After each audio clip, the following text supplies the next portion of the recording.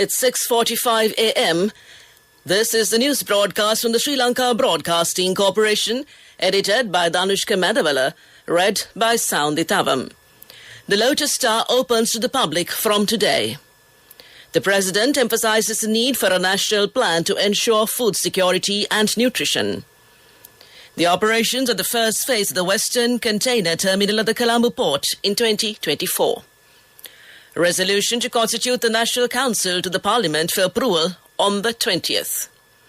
Circular issued on the retirement age of state employees. Ukraine's President Zelensky involved in car accident. The Lotus Star, which is considered as the tallest building in South Asia, will open to the public from today. The construction of the Lotus Star, which began in 2012, was completed on February 28th this year. With the opening of the Lotus Star to the public from today, the public can visit it by buying tickets for 500 rupees and 2,000 rupees each.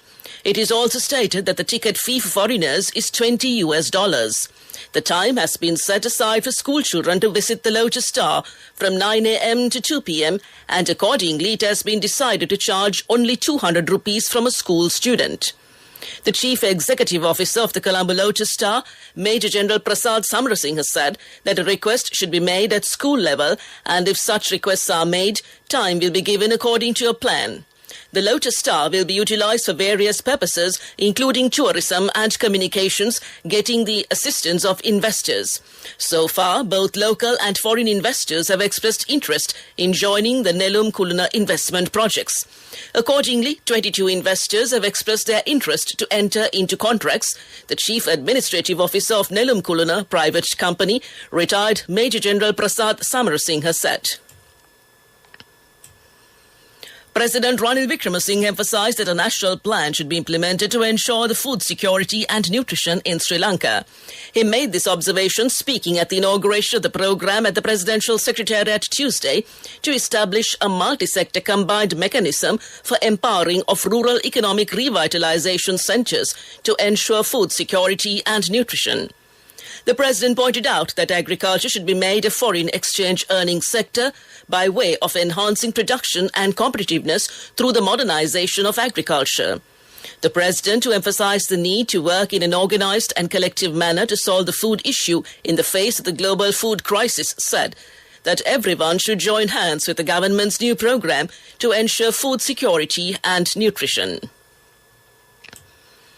The operations of the first phase of the Sri Lanka's Western Container Terminal will commence in 2024. During a meeting held with the Ministry of Ports and Aviation, Nimal Siripala de Silva, the company announced that the entire work of the project is expected to be completed in 2025. APSES will hold a 51% stake in the terminal and John Keel's Holdings will own 34%. The remaining 15% of the stake will be owned by the Sri Lanka Ports Authority. In the first phase, an 800-meter long and 20-meter deep quay that can handle 1.6 million TEUs annually will be constructed. Another highlight here is the upgrade to enable cranes to be operated remotely from a main control room. When completed, this deep water terminal, with a quay length of 1,400 meters and alongside depth of 20 meters, will have an annual capacity of approximately 3.2 million TEUs. You're listening to the news broadcast from the Sri Lanka Broadcasting Corporation. The Secretary-General of Parliament, Dhammika Dasanayake, said the resolution to constitute the Parliament Committee designated National Council is scheduled to be debated on the 20th from 10:30 a.m. to 5:30 p.m., following which the approval of the Parliament is to be obtained. This was decided at the Committee on Parliamentary Business held yesterday under the chairmanship of Mahindayapa Abeyewardene, Speaker of Parliament. The resolution to constitute the Parliament Committee designated National Council was included by the addendum to the order book issued on September 9th. Parliament is scheduled to meet from the 20th to the 23rd, and questions for oral answers have been scheduled to be taken up from 9:30 a.m. to 10:30 a.m. except Friday the 23rd. The Ministry of Public Administration has issued a circular on the new retirement age of state employees. In January 2022, the retirement age of government employees was extended to 65 years. However, as per the interim budget 2022, it has been proposed for the retirement age of state employees to be reduced to 60 years. A circular on the implementation of the proposed retirement age was issued by the Ministry of Public Administration yesterday. And with that, we conclude local news. The main news story is brought to you by Siddhalepa Vedamahatmya. A preliminary round of discussions was held between President Ranil Wickremesinghe and the Australian High Commissioner Paul Stevens to explore opportunities for investment in the renewable energy sector in Sri Lanka. The discussion was held at the Presidential Secretariat yesterday morning with the participation of a group of Australian investors. President Wickremesinghe has given priority to encouraging new investments in the renewable energy sector as a solution to the current electricity crisis and to ensure uninterrupted power supply, and came to you in the main news story. The main news story was brought to you by Siddhalepa Vedamahatmya. We move on to Watchlight. The Public Utilities Commission of Sri Lanka yesterday introduced a hotline 077 568 7387 to address the inquiries by consumers related to the recent electricity tariff hike in the country. The PUCSL chairman Janaka Ratnayaka said the measures were taken considering the increasing number of complaints that had been received on the calculation of the new electricity tariff. The main objective is to make sure that there is a smooth transition and help consumers in every way that it can convince the general public the electricity bill tariff calculations and minimize the issues that consumers face. The regulator approved a new electricity tariff revision providing relief to domestic electricity consumers from August 10, 2022, after receiving comments from the public and other stakeholders through a public consultation process, and came to you in Watchlight. We move on to a bulletin of world news and making headlines this morning. Ukraine's President Zelensky involved in car accident. The Swedish Prime Minister resigns as right-wing parties win vote. And dengue cases soaring after Pakistan floods. Ukrainian President Volodymyr Zelensky has been involved in a car accident, his spokesman has revealed. A passenger car collided with the presidential vehicle and is escorted in the capital, Kyiv.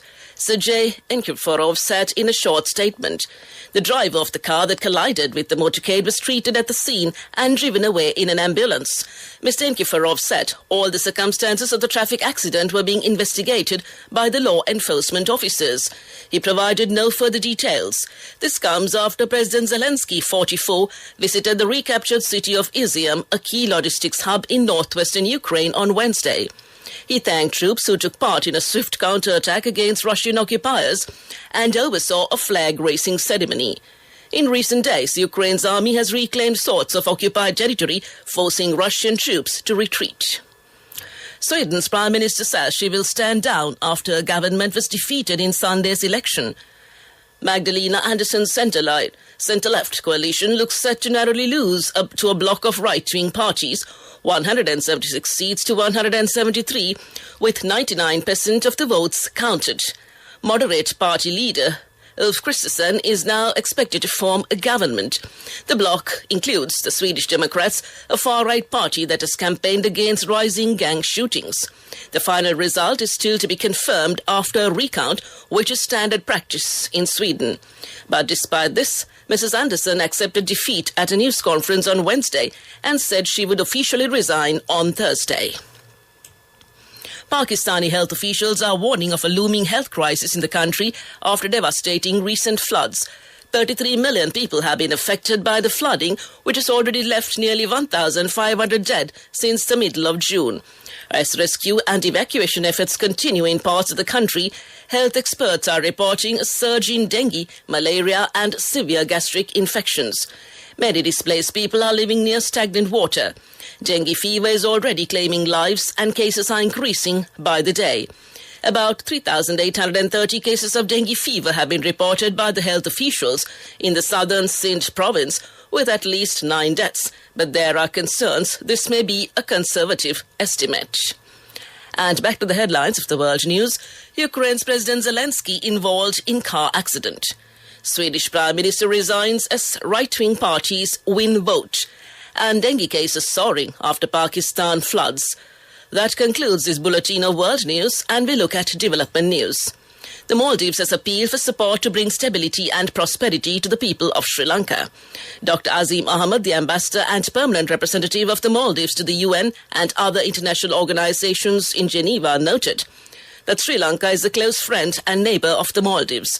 The ambassador told the UN Human Rights Council that the Maldives strongly believes that the support and cooperation of the international community is vital for Sri Lanka to overcome the social and economic challenges that it is facing at the moment. As such, he appealed to all relevant parties to engage in efforts that would bring peace, stability and prosperity to the people of Sri Lanka. And that was Development News. Sports News is brought to you by... With many values that bind us beyond the transaction, we are Sampath Bank. We present your future.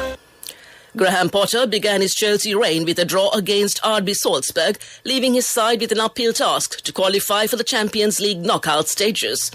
In his competition debut, the former Brighton boss picked Raheem Sterling as an advanced wing-back, but saw the gamble pay off when the forward curled into the bottom corner shortly after the break. It was a much improved performance from Chelsea's defeat by Dinamo Zagreb in their opening Group E game last week, which spelled the end for former manager Thomas Tuchel.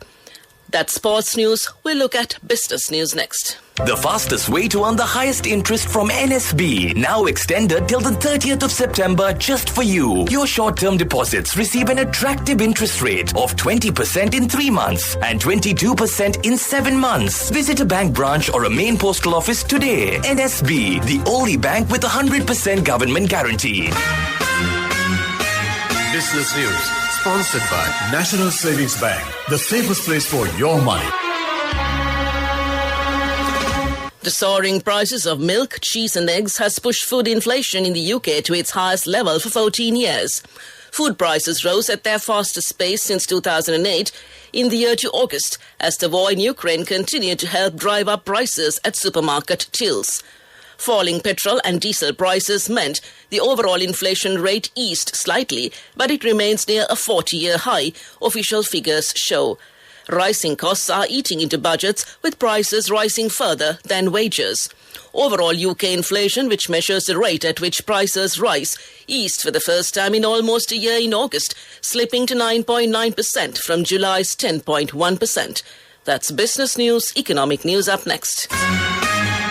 Business News, sponsored by... The fastest way to earn the highest interest from NSB, now extended till the 30th of September just for you. Your short-term deposits receive an attractive interest rate of 20% in 3 months and 22% in 7 months. Visit a bank branch or a main postal office today. NSB, the only bank with 100% government guarantee.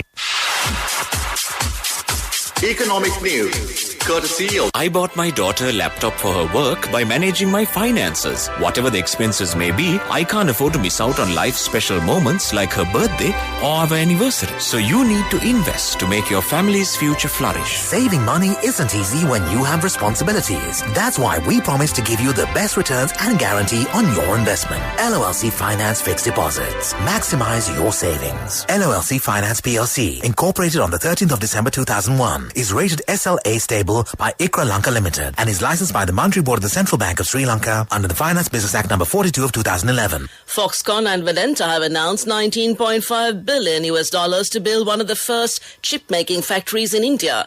The Taiwanese firm and the Indian mining giant are tying up the government pushes to boost chip manufacturing in the country. Prime Minister Narendra Modi's government announced a $10 billion package last year to attract investors. The facility, which will be built in Mr. Modi's home state of Gujarat, has been promised incentives. Vedanta's chairman Anil Agarwal said they were still on the lookout for a site about 400 acres of land close to Gujarat's capital, Ahmedabad. And that's economic news. Saving money isn't easy when you have responsibility. That's why we promise to give you the best returns and guarantee on your investment. LOLC Finance Fixed Deposits. Maximize your savings. LOLC Finance PLC, incorporated on the 13th of December 2001, is rated SLA stable by ICRA Lanka Limited and is licensed by the Monetary Board of the Central Bank of Sri Lanka under the Finance Business Act number 42 of 2011. On to the weather report. A few showers will occur in the western and Sabragama provinces and in the Kandy, Nuwara, Gaul and Martara districts. Showers or thundershowers may occur at a few places in the Uva and eastern provinces during the evening or night. And now to conclude this news broadcast, a recap of the headlines. the Lotus Star opens to the public from today.